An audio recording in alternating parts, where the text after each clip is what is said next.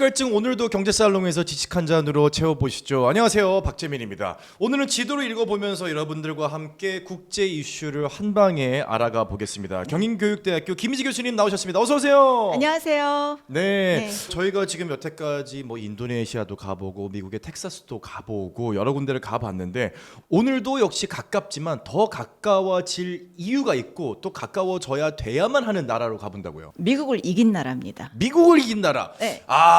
이건 여러 의미가 있는데 실제로 미국이 거의 유일하게 군사 작전을 실패를 하고 떠났던 나라가 한 나라가 있죠.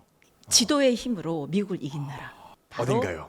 베트남입니다. 베트남으로 떠나봅니다. 네네네. 최근에 애플 CEO죠. 네. 팀쿡 회장도 베트남 방문하지 않았었나요? 작년에 젠슨 왕이 젠슨 왕. 반도체 투자하겠다고 베트남을 제2의 대만으로 만들겠다고 와. 왔었거든요. 그러니까 지금 요즘 난다긴다 하는 그런 글로벌 CEO들이 꼭 들려가는 곳이 바로 베트남이고 하노이입니다. 근데 우리는 또 일찌감치 갔지 않았습니까? 네. 대우부터 시작해서 삼성. 그래서 어떻게 보면 우리나라 기업들이 일본에 비해서 동남아에서 좀 힘을 쓰고 있는 이제 그런 나라기도 하죠. 네, 지금 뭐 애플, 엔비디아, 그리고 뭐 대한민국의 유수의 기업들, 뭐 삼성, 현대기아도 진출하고 있는데 베트남이 이렇게 경제의 중심지, 어떻게 보면 산업의 요충지로 곽광을 받고 있는 이유가 혹시 미국과 중국의 갈등에서 있는 수혜일까요?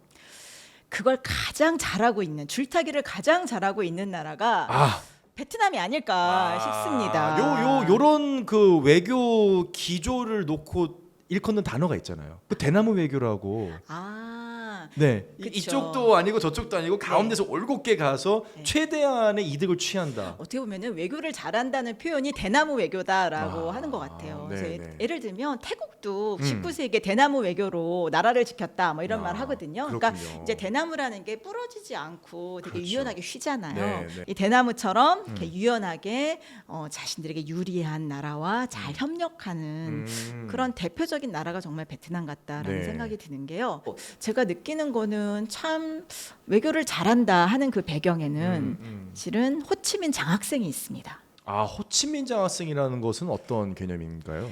호치민이 이 베트남이 굉장히 존경받는 지도자인데 그도 외교를 참 잘했거든요. 근데 그가 젊은 시절에 전 세계를 다니면서 다양한 경험을 하고 또 국제 감각이 되게 좋았어요. 그래서 전쟁을 굉장히 길게 했잖아요. 근데 그 와중에도 수천 명의 베트남 청년들을 전 세계로 유학을 보낸 겁니다. 그래서 베트남이 유학파가 많아요. 야, 외국 문물을. 네. 그래서 그 미인그룹 회장도 러시아에서 유학을 해서 지질학을 공부했고 우크라이나에서 사업을 했고요. 프랑스 식민지였으니까 또 프랑스어와 또 프랑스 문화와의 또 관련성이 높잖아요. 그래서 중국과 더불어서 세계로 많이 나가 있는 사람들이 베트남 사람들이고요. 그리고 보트피플이라고 들어보셨어요? 보트피플이요? 네. 네네네. 그러니까 전쟁으로 남쪽이 패하니까 이제 돈이 좀 많고 또 개방적이었던 남쪽 사람들이 호주 또 미국으로 많이 떠났어요. 그러다 보니까 사실 미국 내에서도 이 베트남 인맥이 굉장히 짱짱합니다. 그래서 베트남 로비스트들이 굉장히 많아요. 그래서 전 세계의 유학생을 보내고 다양한 정보들을 수집하는 능력이 탁월하고 그런 효과들이 지금 나타나고 있는 것 아닌가라는 생각도 들어요. 그럼에도 불구하고 우리가 다양한 나라 중에서 베트남에 유달리 주목을 하는 이유, 우리뿐만 아니라 전 세계가 베트남에 주목을 하고 있는 특별한 이유가 있을 것 같은데요. 일단 베트남이 어떻게 보면 인구가 한 1억 명에 달하는데요. 정말 한국 못지않게 정말 열심히 일하는 사람들이에요. 그러니까 제조업 공장을 세웠을 때 퍼포먼스가 나는 나라가 동남아에서 흔치가 않은데 베트남 사람들은 그 기준에 부합을 하는 거죠. 뿐만 아니라 딱 지도를 보시면 답이 나오거든요. 자, 한번 지도 한번 보실까요? 자, 베트남 지도를 보시면 북쪽은 지금 중국과 연결돼 있습니다. 그러니까 중국이 항상 이제 바다를 필요로 하잖아요. 그런데 베트남이 남중국해에서 해안선이 긴 나라잖아요. 그러니까 중국 입장에서는 베트남하고 어떻게든 좋은 관계를 유지하든 아니면 베트남의 이 해안을 장악을 해야 이 남중국해 거쳐서 더 큰 바다로 나갈 수가 있잖아요. 그러니까 중국 입장에서는 정말 놓칠 수 없는 나라인데다가 또 이전에 왜 북미 정상회담 할 때 기차를 타고 김정은 위원장이 베트남에 왔잖아요. 그러니까 철도가 또 연결되어 있습니다. 그러니까 여러 가지 물류나 또 어떤 수출입에 있어서 중요한 파트너예요. 네. 그러니까 좀 모르는 분들은 뭐 베트남이 반중국 정서가 심하니 그런데 사실은 이 북부 지역 개발에 있어서 중국 자본이 빼놓을 수가 없고 빼놓을 수 없습니다. 그리고 지금 이제 미국에서 여러 가지 중국에 대한 압력을 가하고 있으니까 네. 많은 중국계 자본들이 오히려 또 베트남에 투자를 지금 하고 있습니다. 그렇군요. 그러니까 경제적으로는 어떻게 보면 중국과 계속 직접 영향을 네. 주고 받고 있는 상황에서 미국 입장에서는 좀 애가 닳는 거죠. 왜냐하면 이 인도차이나 국가 라오스, 캄보디아가 완전 중국 편이거든요. 친중. 네, 왜냐하면 라오스 같은 경우에는 고립된 나라인데 중국에서 오는 철도가 그들에게는 거의 생명선 같은 거고 또 캄보디아 같은 경우에도 이 훈센 총리가 굉장히 시진핑 주석하고 친해서 아세안에서 정말 가장 중국의 목소리를 대변하는 데가 또 캄보디아예요. 그럼 이제 인도 차이나 국가들도 1대1로에 포함이 돼 있다고 봐야 되나요? 그렇죠. 그렇군요.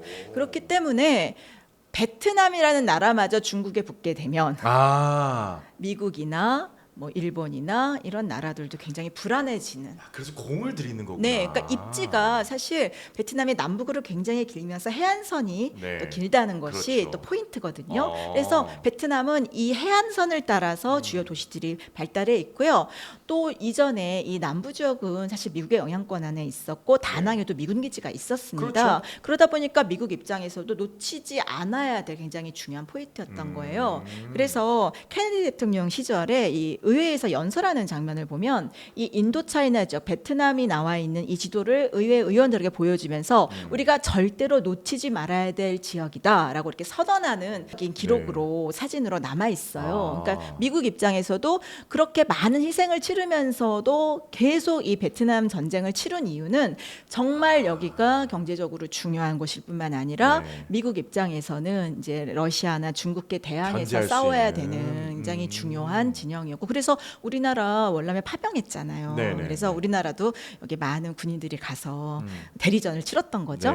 자, 그러다 보니까 워낙 정치 경제적으로 워낙 중요한 데였는데 이제 사회주의 공화국으로 통일이 됐잖아요. 그렇죠. 그러니까 미국 입장에서는 이제 더 이 지역에서 경제적인 영향력을 또 행사하고 싶고 미중 무역 갈등 속에서 베트남이 어디로 살짝 이 추가 기우냐에 따라서 이 아세안 전체의 또 이 균형이 깨질 수가 있기 때문에 미국이 굉장히 애달아하는 지역이다라고 볼 수 있습니다. 이런 이유 때문에 전 세계 각지에서 베트남에 특히나 투자에 네.